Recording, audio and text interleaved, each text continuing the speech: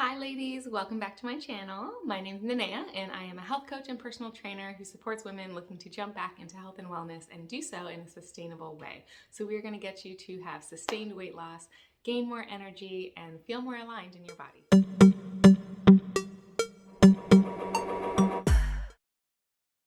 Today, I'm going to dive into 2 key habits that should really help you as you are beginning to change your taste buds, as you are beginning to focus more on your health, okay? Now, the key to sustainability is to start with things that make sense for you, right? To start with things that feel possible for you. I don't want you to jump in and try to do something too difficult in the beginning. If you're someone who has been trying and failing a lot, that may be something that's been a hiccup for you. So in this version, we're going to try to take it a little bit slow in the beginning, but do so in a way that we know can add and build the momentum to getting what you actually want. So the first early habit is to just focus on reducing friction. They say that friction is one of the most powerful forces, right? And so friction, when it comes to health and wellness and how I'm referring to it, would be things that are causing you difficulty in achieving your goal. So I'll give a quick example. Maybe you have really been trying to walk in the morning and you are challenged to do so before going out the door to work, right?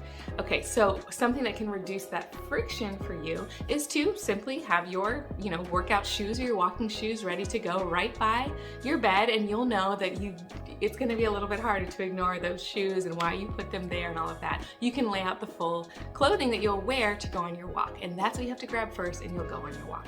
Another way to reduce that friction would be to sleep earlier, so that when you wake up earlier to go on the walk before work, it doesn't feel like as much of an adjustment, right? So then there are steps you can take focusing on getting to bed early in your bedtime routine in order to achieve that. But focus on what's the friction for you. Is it getting up first and having enough time before going to work to go on that walk?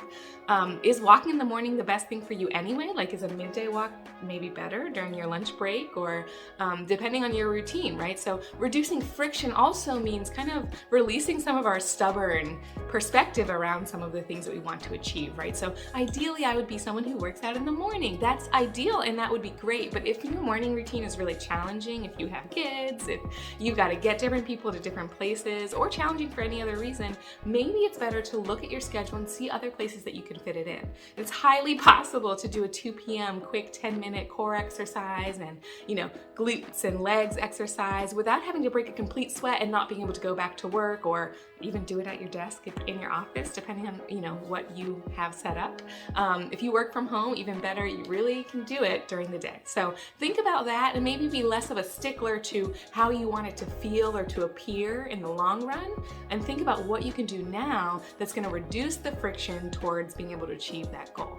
So that was one example. Another example would be, I want to drink more water. Well, an easy way to reduce the friction between, drinking enough water and maybe only drinking other sodas or other drinks is to take the sodas out of your house, right? Don't buy the sodas. It is just as simple as that. And I do understand how hard that is for many of us, right? In many ways, it's something that, we crave and that we're so used to, and how am I going to make this change, or we slip up, and that's okay. But you do know at least that the step that can get you in that direction is to reduce the friction by only having water around you. You're going to drink more water. Also, by carrying a water bottle with you, you're going to drink more water. By carrying a water bottle that you can actually hold, some people go for those gallon jugs, and if that's too, difficult for you, if that's in the way, if that doesn't fit in your cup holder, opt for a different cup. Second habit that I'd love for you to implement is to prioritize your preferences. So definitely, you want this journey to be fun.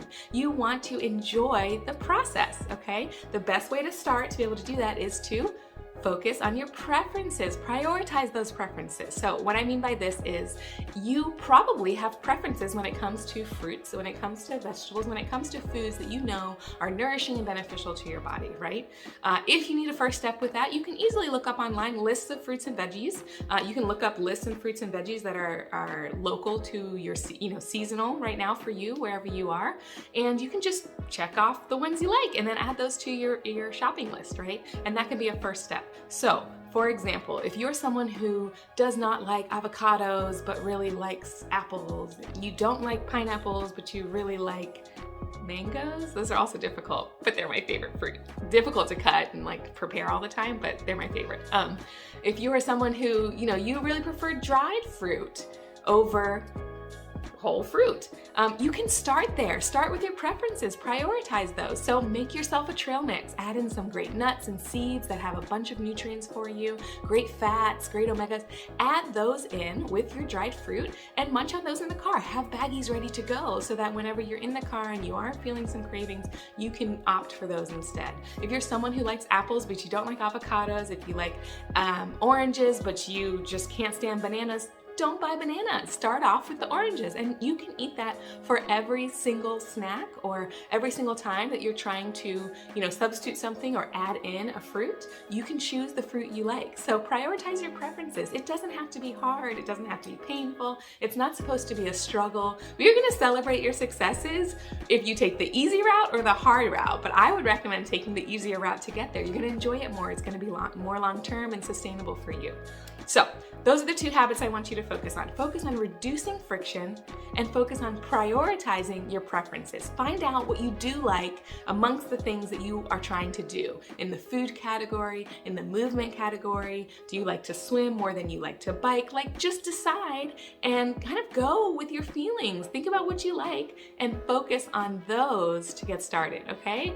Get out of your head a little bit and just focus on the habits that you can choose that help you achieve your goals. And you can do this. Everybody can do this. And I'm excited for you. I'm excited to hear from you guys how you're implementing these habits.